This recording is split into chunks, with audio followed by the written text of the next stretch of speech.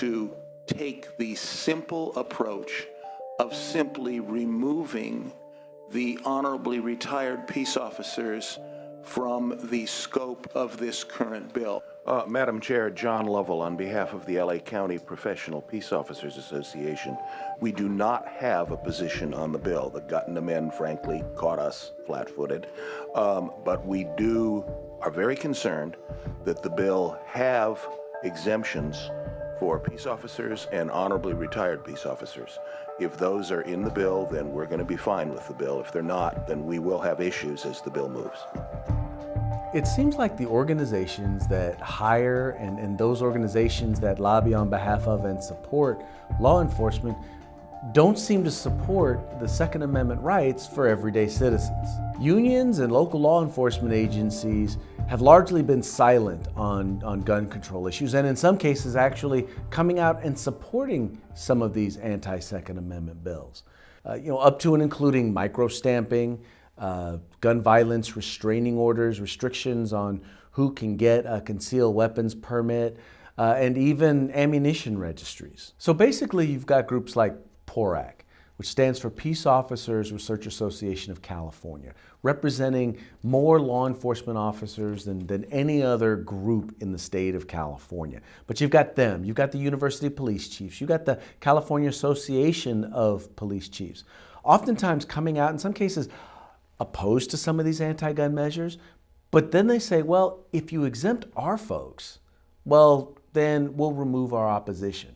I mean, we're sitting there and we're literally watching them say, well, if you will preserve our Second Amendment rights, well, then we'll let you to take everyone else's Second Amendment rights. Mr. Chair, members, Randy Perry with Aaron Reed and Associates on behalf of PORAC and High Patrol. We're actually at tweener at this point. They were going to be taking an amendment to this bill to exempt retired peace officers from the bill.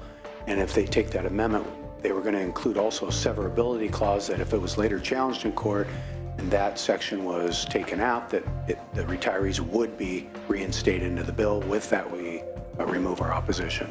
Exempt active and honorably retired peace officers need to be excluded from the bill. Exempt. And you know the saddest part is that if law enforcement had stood with everyday citizens on a number of these measures, they would have never become law because, once again, rank and file officers agree that a lot of this stuff is not going to do anything to protect law-abiding citizens. We communicate with rank and file law enforcement officers all the time. And I can tell you that the vast majority of them are supportive of the Second Amendment, not just for themselves, but for everyday citizens. And most of them, they're shocked when they find out that the organizations that claim to represent them at the state capitol or that have hired them are actually opposing them on an issue that for many of them is very near and dear to them.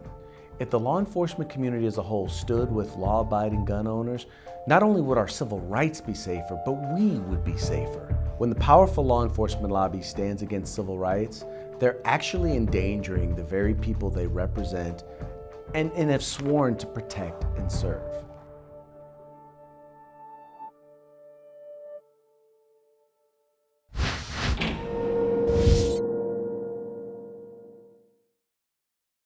If you like our videos, follow, subscribe,